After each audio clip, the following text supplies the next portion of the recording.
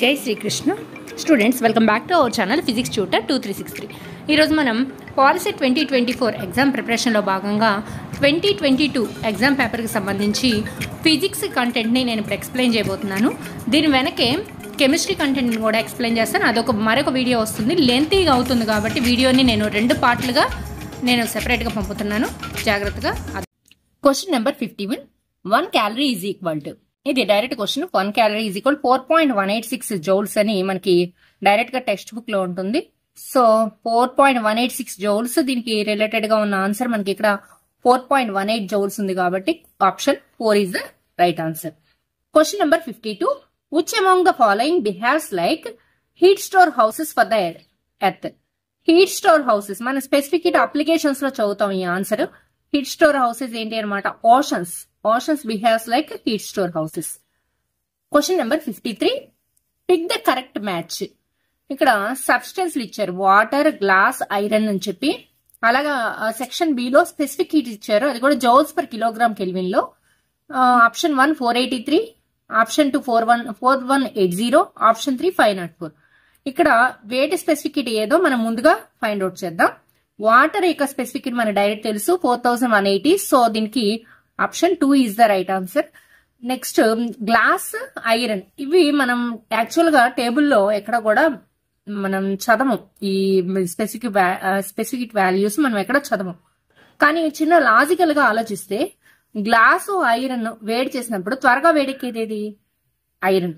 So iron త్వరగా వేడెక్కుతుందంటే దానికి లో స్పెసిఫిక్ హీట్ వాల్యూ ఉంటుంది. సో 483 504 లో ఐరన్ యొక్క స్పెసిఫిక్ హీట్ ఏదై ఉంటుంది అనమాట? 483. సో దీనికి ఆప్షన్ 1. సో మిగిలిన రిమైనింగ్ ఆప్షన్ 504 గ్లాస్ కి. సో 231 ఆప్షన్ ఎక్కడుంది? Option 1. So option 1 is the right answer.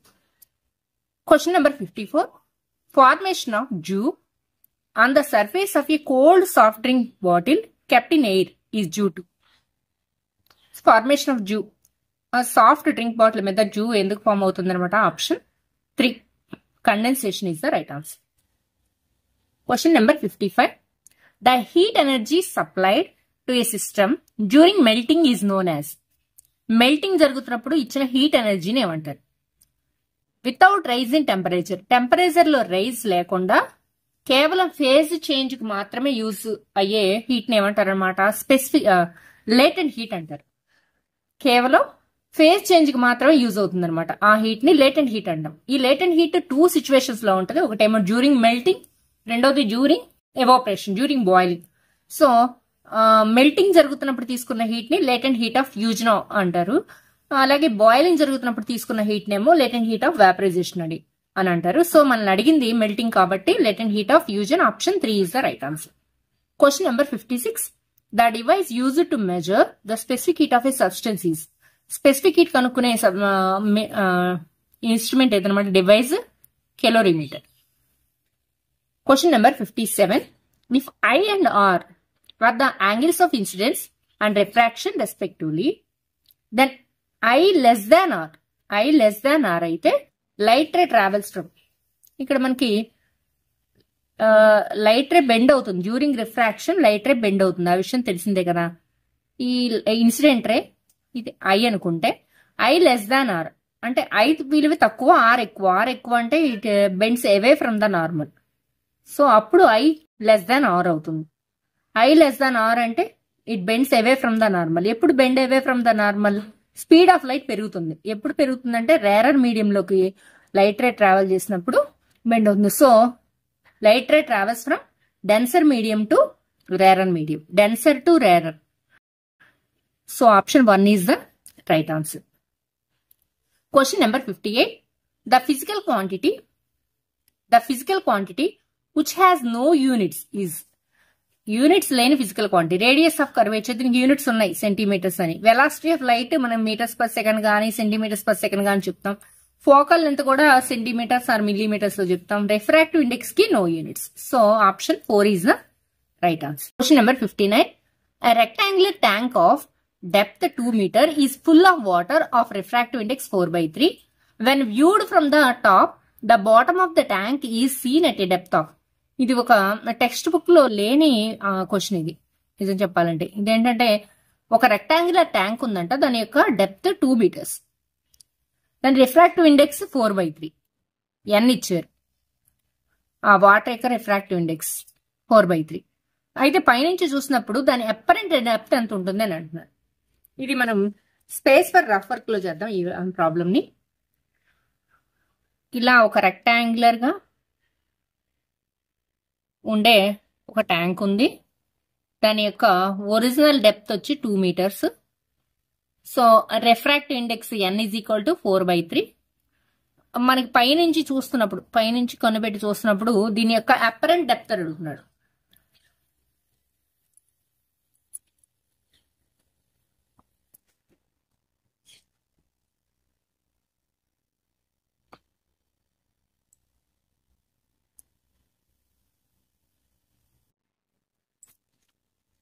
Apparent depth కావాలంటే క్వశ్చన్ ఏంటనమాట, అప్పరెంట్ డెప్త్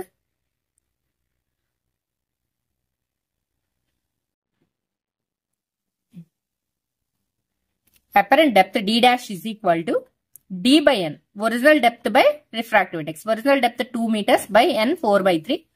ఇక్కడ ఫ్రాక్షన్ కాబట్టి 4/3 వస్తే ఇక్కడ ఇంటూ 3 అవుతుంది. 2 times 3/2 that is 1.5.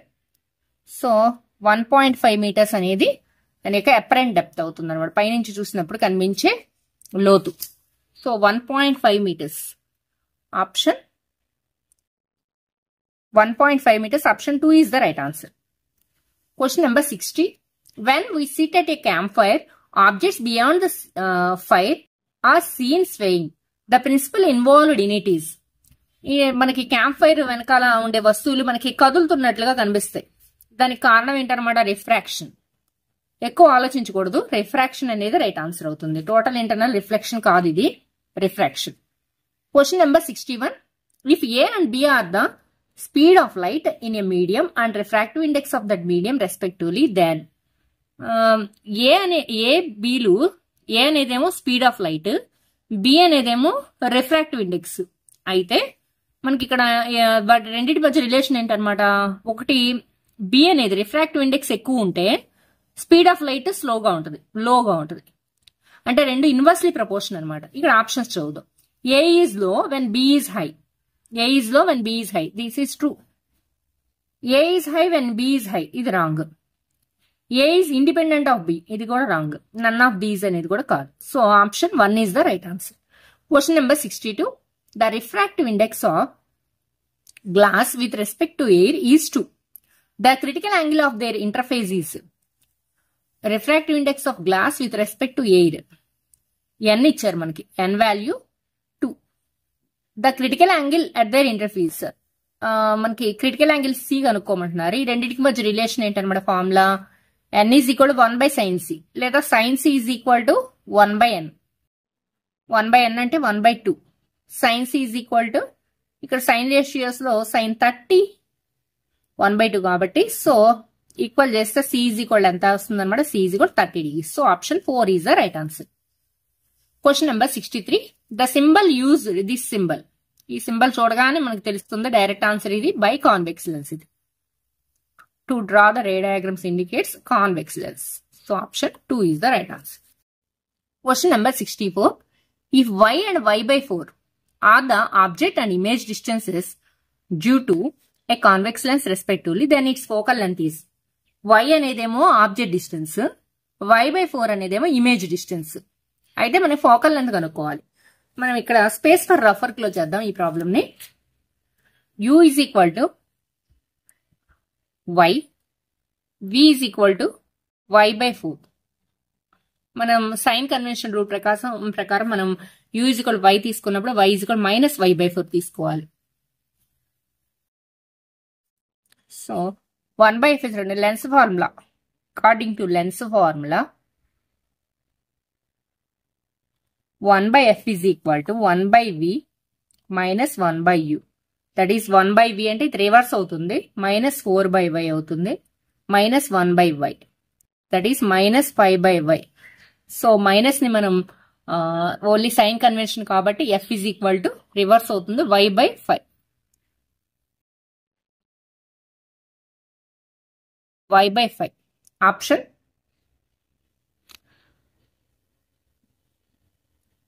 So y by 5, option 3 is the right answer.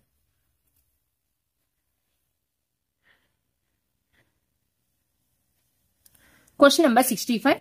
A lens bounded by two spherical surfaces curved inwards is. Two spherical surfaces curved inward అంటే లోపల వైపు curved అయినవి అంటే బై కాన్కేవ్ లెన్స్ ఇది. So double concave lens లేదా biconcave lens. Option 1 is the right answer. Question number 66. A convex lens gives a virtual image when the object is placed on the principal axis. A convex lens ఎప్పుడు virtual image ఇచ్చేది? Convex lens మనకు తెలిసి ఈ విషయం ఏంటంటే last situation 6 అంటాం. అది ఆ సిచ్యువేషన్ లో మనకి ఆప్టిక్ సెంటర్ కి అలాగే ఫోకస్ కి మధ్యలో కనుక ఆబ్జెక్ట్ నుంచితే that will form an virtual image. So between focal point and optic centre, ఇది రైట్ ఆన్సర్. ఇన్ఫినిటీ కాదు, at the centre of curvature అయితే మళ్ళీ సెంటర్ ఆఫ్ కర్వేచర్ దగ్గర ఇమేజ్ ఫార్మ్ అవుతుంది. Beyond the centre of curvature అయితే between the centre of curvature and focal point. So option 4 is the right answer. Question number 67. Which among the following pairs represents optically transparent and opaque medium? Optically transparent అలాగే అపాక్యూ అవ్వాలి. Water optically transparent, glass. So option 1 is the right answer. ఇది రైటే. Water and ice, ఇది మనకి ice అనేది semi transparent కాబట్టి ఇది అపాక్యూ అవ్వదు. ఐస్ అండ్ క్లే కూడా ఇది సెమీ ట్రాన్స్పరెంట్ అలాగే అపాక్యూ, ఇవి కూడా కాదు. So option 1 is the right answer. Water and glass. Question number 68. If R1 and R2 are the radii of curvature, N is the refractive index and F is the focal length, then the lens makers formula. Lens makers formula అడిగినప్పుడు ముందు మనం రాసుకుంటే అప్పుడు మనకి ఈజీగా గుర్తొస్తుంది. 1/f is equal to n minus 1 into 1/r1 minus 1/r2. This is the lens makers formula. ఇది రాసుకుని మనం అప్పుడు ఎక్కడుందా అంటే ఇక్కడ రాయకూడదు. మీరు ఎగ్జామ్ రాసేటప్పుడు స్పేస్ ఫర్ రఫ్ వర్క్ లో రాసుకోవచ్చు కిందే. ఇది ఎక్కడుంది option 1/f is equal to n minus 1 into 1/r1 minus 1/r2. Option 4 is the right answer. Question number 69. In case of myopic defect, the image is formed. Myopic defect ఉన్నప్పుడు image ఎక్కడ form అవుతుంది? Before the retina. This is the right answer. Before the retina. After the retina అయితే అది hypermetropia. So on the retina కోసమే మనం lenses పెట్టుకునేది, concave అని convex lenses పెట్టుకునేది. కాబట్టి ఇక్కడ డిఫెక్ట్ ఉన్నప్పుడు అన్నారు కాబట్టి డిఫెక్ట్ ఉన్నప్పుడు before the retina. Question number 70. The part of the human eye which helps the eye lens to change its focal length is. Human ఐలో ఐ లెన్స్ చేంజ్ చేసుకోవడానికి ఉపయోగపడే పార్ట్ ఏదైనా డైరెక్ట్ క్వశ్చన్ చాలా సార్లు ఇది ఎగ్జామ్ లో అడుగుతూ ఉన్నారు. సిలియరీ మజిల్స్ అకామిడేషన్ అంటారు. ఐ లెన్స్ తన యొక్క ఫోకల్ లెంత్ మార్చుకోవడానికి అకామిడేషన్ అంటారు. ఆ అకామిడేషన్ కి హెల్ప్ చేసే మజిల్స్ ఏంటన్నమాట ciliary muscles. The power of a lens is 2.5 dioptre. Its focal length is. Power ఇచ్చి ఫోకల్ లెంత్ కనుక్కోమంటారు. ఇది మన స్పేస్ ఫర్ రఫ్ వర్క్ లో చేద్దాం. P is equal to 2.5 diopter. F is equal to ఎంత? మనకి P is equal to 100/F అని మనకి ఫార్ములా ఉంది. F సెంటీమీటర్స్ లో వస్తుంది ఈ ఫార్ములా యూజ్ చేస్తే. So F is equal to 100/P. That is 100/2.5. మనం న్యూమరేటర్ డినామినేటర్ 10 తో మల్టిప్లై చేస్తే 1000/25. So that is 40. So 40 centimeters అనమాట. 40 centimeters. So F is equal to 40 centimeters. Question number 71. F is equal to 40 centimeters. Option 4 is the right answer. Question number 72. Bifocal lenses used to correct the defect of vision are called. Bifocal lens ni ఏ దృష్టి లోపానికి వాడతారన్నమాట? presbyopia. Question number 73. Pick the correct answer from the following two statements. ఇక్కడ రెండు statements ఇచ్చి ఏది correct అని అంటున్నారు. In VIBGYOR wave length increases from violet to red. Violet నుంచి red వరకు వేవ్ లెంత్ ఇంక్రీజ్ అవుతుంది. This is true. In VIBGYOR refractive index increases from violet to red. Refractive index కి కలర్ కి మనకి సంబంధం లేదు. రిఫ్రాక్టివ్ ఇండెక్స్ అనేది ఒక మెటీరియల్ కి సంబంధించింది లేదా ఒక మీడియం కి సంబంధించింది. So only A is true. Option 1 is the right answer. Question number 74. The formation of the rainbow is due to the dispersion of sunlight by the. Dispersion వేటి ద్వారా జరుగుద్ది? సన్లైట్ దేని ద్వారా వెళితే డిస్పర్షన్ జరుగుతుంది అంటే వాటర్ డ్రాప్లెట్. డస్ట్ పార్టికల్స్ ఇవన్నీ కాదు, water droplets is the right answer. Question option 2. Question number 75. If I1 and I2 are the angles of incidence and emergence respectively, and A is the angle of a prism, then the angle of deviation is given by. Angle of deviation కనుక్కోవడానికి ఇది కూడా direct question. I1 plus I2 minus A. Option 2 is the right answer. Question number 76. The quantity which has the unit ampere second is. Ampere అంటేనేమో మనకి current i యొక్క unit, second అంటేనేమో time యొక్క unit. I into t దేనికి సమానం? క్యూకి సమానం. Q is కూడా i into t. So q అంటే electric charge. Option 3 is the right. Question number 77. Students ఇక్కడ మీరు కంటిన్యూస్ గా 40 బిట్స్ నేను ఎక్స్ప్లెయిన్ చేస్తున్నాను కాబట్టి మీరు 40 బిట్స్ ని కంటిన్యూస్ గా చూడొద్దు. మధ్యలో పాజ్ చేసుకుని ఐస్ రొటేట్ చేసుకోవడం కానీ, వాటర్ తాగడం కానీ అలా కొంచెం రిలాక్స్ అవ్వండి. నేను సీరియస్ గా ఎక్స్ప్లెయిన్ చేస్తా ఉంటాను, మీరేమో సీరియస్ గా వినేస్తా ఉంటారు. అలా మీరు ఎక్కువ టైర్ అవ్వద్దు. మధ్యలో చిన్న బ్రేక్ తీసుకోండి. మీకు ఏదైనా డౌట్ ఉంటే, ఏ క్వశ్చన్ డౌట్ ఉందో మళ్ళీ ఎక్స్ప్లెయిన్ చేయమని కింద కామెంట్ బాక్స్ లో తెలియజేయండి. ఎందుకంటే నా సర్వీసెస్ ఎక్కువ మంది స్టూడెంట్స్ కి ఉపయోగపడాలి అని చెప్పి నా తాపత్రయం అంతా. కాబట్టి మీరేమి మొహమాట పడొద్దు. మీకు ఏ డౌట్ ఉన్నా సరే కింద కామెంట్ బాక్స్ లో తెలియజేయండి. మీ కామెంట్స్ ద్వారా నాకు మరింత ఇన్స్పిరేషన్ లభిస్తుంది అనమాట. Okay, thank you. Question number 77. A bulb is marked 100 watt and 240 volts. The resistance of the bulb is. Bulb మీద 100 watt అని 240 volts అని ఇచ్చారు. రెసిస్టెన్స్ కనుక్కోమంటున్నారు. ఇది మన స్పేస్ ఫర్ రఫ్ వర్క్ లో చేద్దాము. ఇచ్చిన వాల్యూస్ రాసుకుందాం ఫస్ట్. 77 క్వశ్చన్. 100 watt అంటే మనకి ఇచ్చింది P is equal to 100 watt అని ఇచ్చారు. అలాగే 240 volts అంటే వి ఈజ్ ఈక్వల్ టు 240 volts. అయితే మనకి పి ఈజ్ ఈక్వల్ టు ఒక ఫార్ములా ఉంది, V²/R అని చెప్పి. దీనిలో ఆర్ ని సబ్జెక్ట్ చేస్తే, ఎందుకంటే కనుక్కోమంది రెసిస్టెన్స్ కాబట్టి ఆర్ ని సబ్జెక్ట్ చేస్తే R is equal to V²/P. That is V² అంటే 240 into 240 divided by P 100. 0 0 2 zeros ఇక్కడ cancel. 24 into 24 that is 576 ohms. So 576 ohms. Option 4 is the right answer. Question number 78.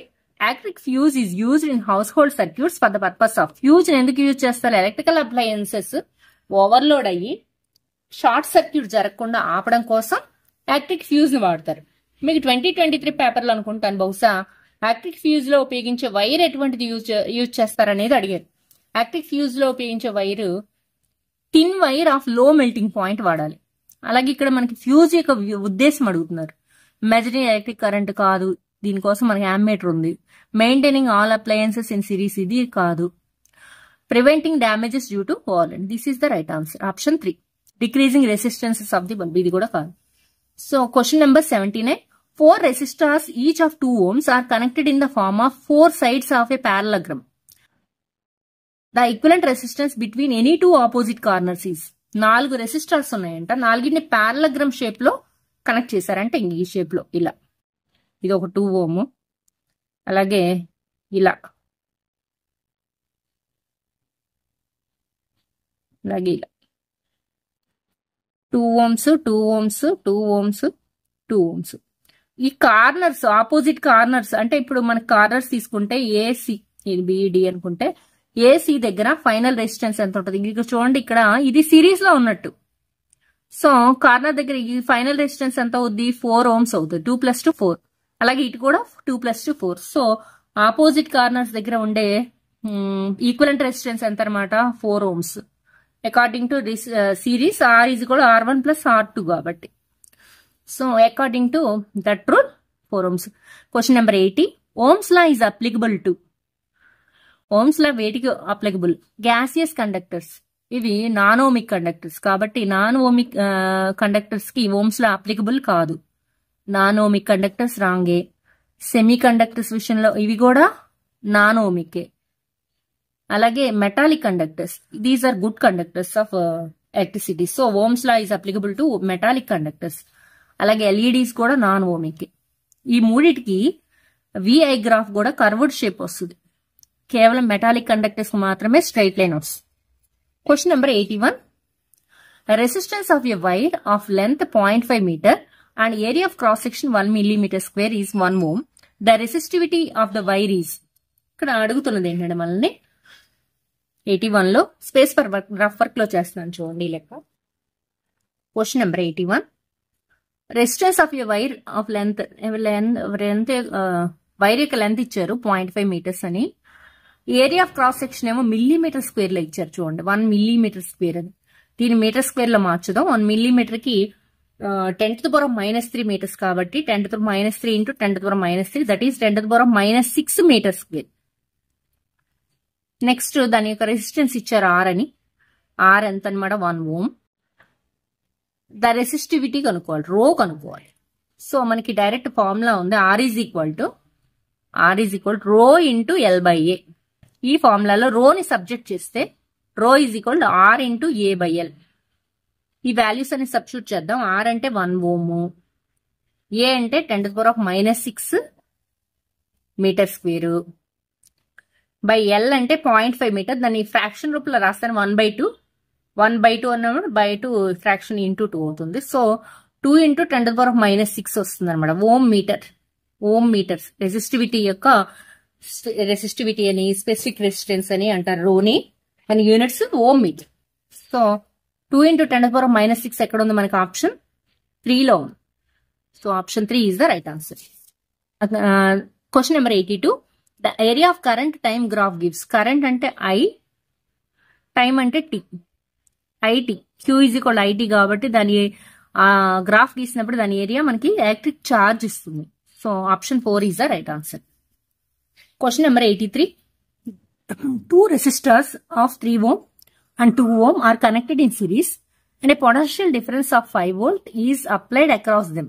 The potential difference across 2 ohm resistor is. ఈ లెక్కలో కొంచెం time తీసుకుంటుంది ఈ problem. 2 resistors 3 ohms 2 ohms ని series లో connect చేస్తారు. నేను స్పేస్ ఫర్ రఫ్ వర్క్ లో చేస్తున్నాను ఈ ప్రాబ్లం చూడండి. రెండు రెసిస్టర్స్ ఉన్నాయి, ఆ రెండింటిని సిరీస్ లో కనెక్ట్ చేస్తారు. ఒకటేమో 3 ohm అనమాట, ఇంకోటి 2 ohm. చేశాక ఓకే వీటి యొక్క పొటెన్షియల్ డిఫరెన్స్ మారుతుంది. 5 volts ఈక్వలెంట్ రెసిస్టెన్స్, ఈక్వలెంట్ గా ఉండే ఫలితంగా ఉండే పొటెన్షియల్ డిఫరెన్స్ 5 volts. అయితే దీని ద్వారా పోయే కరెంట్ కనుక్కుందాం. ఒకే కరెంట్ పాస్ అవుతుంది. కరెంట్ కనుక్కుందాం ఫస్ట్. కరెంట్ కనుక్కోవాలంటే ఈక్వలెంట్ రెసిస్టెన్స్ ఎంత అవుద్ది? R1 + R2 that is 5 ohm అవుతుంది. V ఏమో 5 volts, R ఏమో 5 ohms కాబట్టి కరెంట్ ఎంత అవుతుంది అనమాట? I is equal to V/R. So 5/5 that is 1 ampere అవుతుంది. అంటే 1 ampere కరెంట్ 3 ohms ద్వారాను 2 ohms ద్వారా ఒకే కరెంట్ ఫ్లో అవుతుంది మనకి సిరీస్ కనెక్షన్ లో.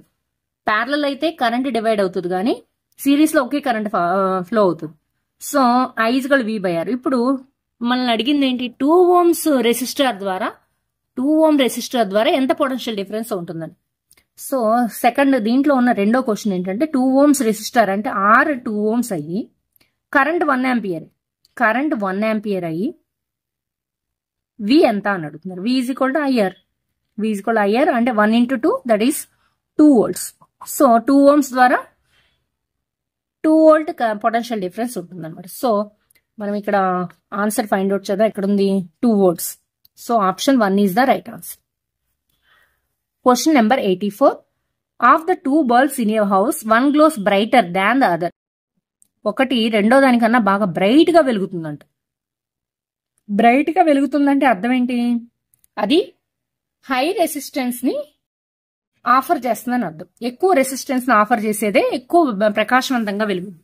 Which of the 2 has a larger resistance. దేనికి ఎక్కువ రెసిస్టెన్స్ ఉంటుంది అంటే ఎక్కువ బ్రైట్ గా వెలుగుతుందో దానికి ఎక్కువ రెసిస్టెన్స్ ఉంటుంది. So option 1 is the right answer. Brighter bulb, dim bulb కాదు. Both have the same resistance కాదు. Brightness does not depends. ఈ 3 కాదు.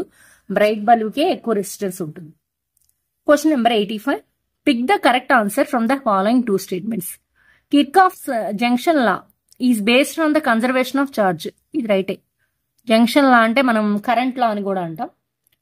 ఇది కన్జర్వేషన్ ఆఫ్ చార్జ్ అనే దాన్ని బేస్ చేసుకుని రూపొందించబడింది, కరెక్టే. కిర్చాఫ్స్ లూప్ లా అంటే వోల్టేజ్ లా అంటాం, కన్జర్వేషన్ ఆఫ్ ఎనర్జీ, రెండు right. So both A and B are true. Option 3 is the right answer. Question number 86. The electric power consumed in operating a 60 watt bulb for 3 hours a day in a month of 30 days is. Electric power consumption అడుగుతున్నారని multiply చేయడమే, తెలిసిందే ఈ problem. మీకు current bill లెక్క చేసేటప్పుడు ఇలాంటి లెక్కలు వస్తాయి మీకు. ఒక బల్బు దాని యొక్క వాటేజ్ 60 watt ఇంటూ ఎన్ని అవర్స్ వాడుతున్నారు, 3 hours into 3 in a month of 30 days కాబట్టి ఇంటూ 30. మొత్తం మల్టిప్లై చేస్తే 3 3s are 9 6s are 54, 5400 watt hours. కానీ మనల్ని అడిగింది KWH లో కాబట్టి బై 1000 వేయాలి. 5400 by 1000. So that is 5.4 kWh, kilowatt hours. Units అన్నా ఇదే 5.4 యూనిట్స్ అని అన్న, ఒక కిలోవాట్ అవర్ నే మనం ఒక యూనిట్ అంటాం. So 5.4 is the right answer. On increasing the temperature the resistance of copper and germanium respectively. Temperature కనుక పెరిగితే మనకి కాపర్ అండ్ జెర్మేనియం యొక్క రెసిస్టెన్స్లు ఏమవుతాయని క్వశ్చన్. కాపర్ అనేది ఒక కండక్టర్ కాబట్టి టెంపరేచర్ పెరిగితే resistance of a copper increases. Germanium ఒక non semi conductor, so its resistance decreases. So copper increases, germanium decreases. First option is the right answer. Question number 88. 3 volt into 4 coulomb. 3 volt అంటే V, coulomb అంటేనేమో మనకి q. W = VQ అనే formula ఉంది మన డైరెక్ట్గా. W = VQ. So 3 4s are 12 ఏమవుతుంది, unit ఏమవుతుంది. ఇక్కడ అన్ని 12 12 12 అని ఇచ్చారు. యూనిట్స్ మనం ఇక్కడ కన్ఫర్మ్ చేయాలంటే దాన్ని ఫార్ములాతో మనం డీకోడ్ చేయాలన్నమాట. సో ఫార్ములాతో డీకోడ్ చేస్తే ఇదేమో వోల్ట్ కాబట్టి V, కూలుమ్ కాబట్టి Q. So V into Q అంటే W = VQ formula. So W కి వర్క్ కి యూనిట్స్ అనమాట joule. So 12 joule is the right answer. Question number 89. 3 resistors of 1 ohm, 0.1 ohm, 0.0 ohm are connected in series combination. ఇక్కడ 1 ohm అలాగే 0.1 ohm, 0.01 ohm ఇలా ఒకదాని కింద ఒకటి వేసుకుని మనం ఫైండ్ అవుట్ చేయొచ్చు, యాడ్ చేయటమే కదా. సిరీస్ కనెక్షన్ అంటే R = R1 + R2 + R3 ఎన్ని రెసిస్టర్స్ ఉన్నా అలా యాడ్ చేసుకుంటూ వెళ్ళటమే. కాకపోతే ఇక్కడ పాయింట్స్ ఇచ్చారు కాబట్టి జాగ్రత్తగా చేయాలి. 1.11 ohm is the right answer. Question number 90. That scientist who proposed that the metallic conductors contain large number of free electrons is. Large number of free electrons ఉంటాయని చెప్పిన సైంటిస్ట్ ఎవరన్నమాట, Drude and Lorentz. So option 4 is the right answer.